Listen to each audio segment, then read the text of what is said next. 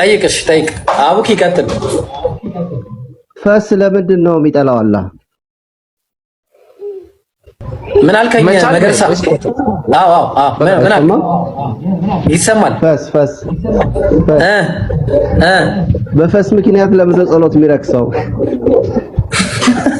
አንድ ሙስሊም ጸሎት እያደረገ አንድ ሙስሊም ጸሎት እያደረገ ፈሱን ከፈሳ ጸሎቱን የማይሰማበት ምክንያት ምንድነው? ምን ያገናኛል? ኧረ ካካም ያርግላል። ምን ችግር አለው? አሁን እናንተ ጋር ሽንት ቤት ቁጭ ብለህ ካካ እያረክ ምናምን ደቅ ብለህ ያምታታው ማድረግ ትችላለህ ማለት ነው። እናንተ ጋር በጣም የሚገርም ነው። አንተ እንዲህ ቆመህ ምናምን እየሸና ትጸልያለህ። ፈስን የፈጠረ እኮ እግዚአብሔር ነው። አላህ አይደል ፈስን የፈጠረ እኮ። አዎ ይሄኛውን የፈጠረ ነው። ዝርክርክ ያላችሁ ነው ወላሂ። ቆይ አለኝ እንደው ይሄንን የፈጠረው ካካን አልፈጠረም። ፈጠረ ቆይ መገርሳ መገርሳ ቆይ ራስ ካንዴ ሚውት ማትሰማ ከሆነማ ይሄንን የፈጠረው ሽንትንና ካካንም ፈጥሯል። ስለዚህ ሽንትና ካካ ያርከፈከፍክ መጸለይ ትችላለህ ወይስ አትችልም? ይኸውልህ እኮ ፈስ መልስ ሊያመልጠው ይችላል። ፈስ ኖርማል እኮ ይጸዳዳላ ብራዘር። ይኸውልህ እስልምና ለምን ተዘዳዳችሁ ነው? ቆይ ለምን ተዘዳዳ እና ተግማምተን ኑሩ እንደናንተ ለምን ተዘዳዳ ነው? የጤና ጉዳይ እኮ ጤና መምህራን እና ለምን ተዘዳዳ ነው ወይ ያገናኛል? አሁን በቃ እኮ ለምን ተዘዳዳችሁ ነው? ቆይ ለምን እሺ፣ እኛ ስንቱን እናስተምራችሁ?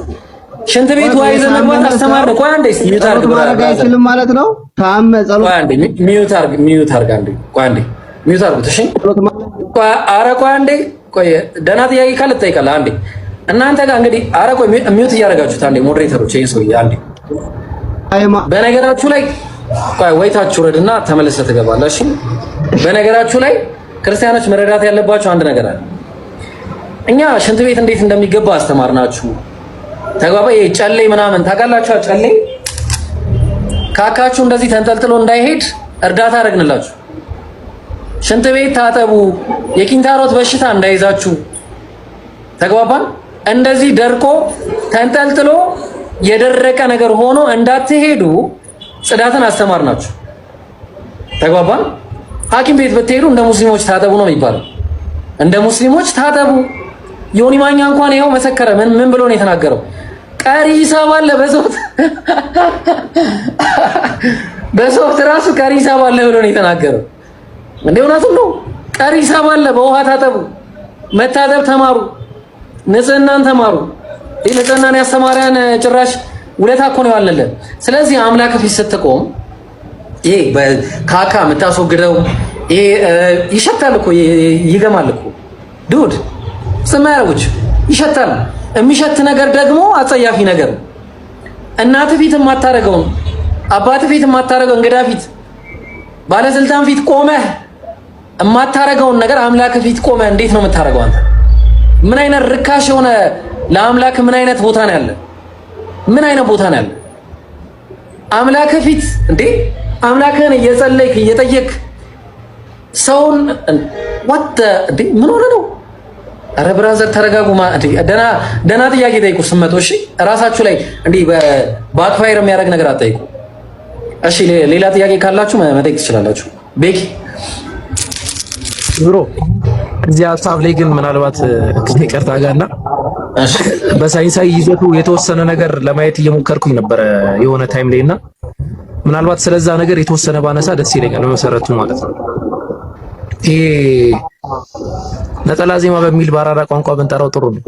ምናልባት ማለት ነው ነጠላ ዜማ ይላሉ እንግዲህ አንዳንዶች ይህንን ቃል ሲጠቀሙት እና ያ ነገር በመሰረቱ የሚመጣው ከዳይጀስቲቭ ሲስተም ጋር በተገናኘ ነው፣ ወይም ደግሞ ከሰውነት ይሄ የምግብ መፈጨት ሂደት ጋር የተገናኘ ነው እና በዛ ዙሪያ የተከማችቶ የነበረ ጋዝ ነው፣ አየር ነው የሚወጣው። ያ ጋዝ ወይ ኤሮፌጅ ብለን የምንጠራው ነገር አለ፣ ከአየር መለወጥ አንጻር ይመጣ ይኖር ይችላል።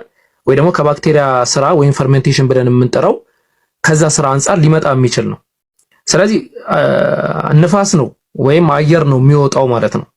ያ አየር በሚወጣ ጊዜ እኛ እንደ እስልምና ቀደም ይብሮ አንስቷል፣ ሰላት የሚባለው ነገር የራሱ የሆነ ስርዓት ያለው ነገር ነው።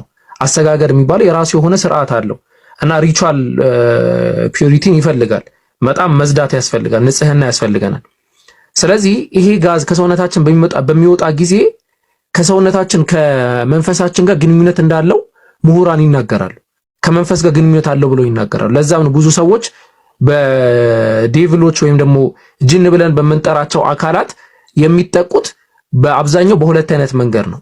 አንደኛው ውዱ የሚባለው ነገር ሳይኖራቸው ሙሉ በሙሉ ጥራት ላይ ሳይሆኑ እንደ ተመሳሳይ ነገራቶች ሲያጋጥሟቸው ነው። ሁለተኛው ደግሞ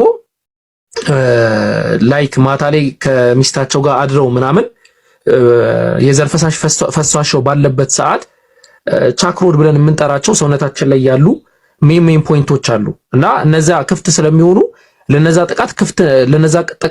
ለዛ ተጠቂነት ሞር ቅርብ ይሆናሉ ነው የሚለው ሳይንሱ ራሱ ማለት ነው። ስለዚህ እስልምና ያንን ነገር በሚገርም ሁኔታ ነው ያስቀመጠው። ለዛ ነው ውዱ እንድናረግ የታዘዝነው ማለት ነው። ይሄ ከዛ ከመጥላትና አለመጥላት ጋር እንትን አይደለም። ሁለተኛ ልክ ኢብሮ እንዳለው እንዴት ነው አንድ አካል ይሄንን ካደረግ ውዱ አድርግ የሚል ትዕዛዝ ስለመጣ እንዴት ነው ችግር ሊፈጥር የሚችለው? ያጸዳን እኮ ነው ያለው አይደለም እንዴ? አላህ የሚያዘዘው የመጀመሪያ ትዕዛዝ ነብዩ መሐመድ ሰለላሁ ዐለይሂ ወሰለም ያ አዩሀል ሙደሲር ቁም ፈአንዚር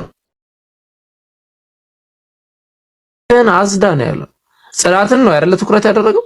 እኛ ጠሃራ የእምነታችን ግማሽ ነው ብለን ነው ምናምነው፣ ሸጥር ነው ብለን ነው ምናምነው። ስለዚህ ከዛ አንፃር ተመሳሳይ ነገራቶችን እናረጋለን። ምናልባት ይህንን ጥያቄ የምትጠይቁ አካላቶች እንደው ኑና ጥያቄ ስጡን በሉና እኛ እንስጣችሁ፣ እናንተ ትጠይቃላችሁ። እንደዛ ማድረግ ይቻላል። ቤኪ አለሽ? ቅድመ ሁኔታዎች አሉ ከሰላት በፊት አንዴ ሽንት ወጥሮት እንዳይሰግድ አንድ ሰው ተብሏል። ላይክ ቅድም እንደተባለውም ደግሞ ይሄ አየር የታመቀ አየር ይዞ መስገዱ የተገባ አይደል። እሱን አስወግዶ ጨርሶ ነው የሚመጣው። በዚህ መሃል ካመለጠው ደግሞ ኢማጂን እንግዲህ ወላሂ this is shame እኮ ኖርማሊ ሼም ስለሆነ እኮ ነው ተደብቀ የምታደርገው እንዴ። ባለስልጣን ፊት ሄደህ የማታደርገውን የተከበረ ቤት ገብተህ አንድ ባለስልጣን ቤት ገብተህ የማታደርገውን ነገር አምላክህን እየለመንከው በዚህ ጋር ደግሞ ኧረ በአላህ ይሄ እኮ በጣም ደግሞ ሪስፔክት የሌላቸው ናቸው ማለት እኮ ለአምላካችሁ ሪስፔክት what the hell kind of question is that ሲጀመር ማለት ነው። ምን ሆናችሁ ነው ወላሂ። ስለዚህ ይሄን ይመስላል እንግዲህ። ቀጥለ ሌላ ጥያቄ ያለው ሰው ካለ አውቄ ያስተናግድ።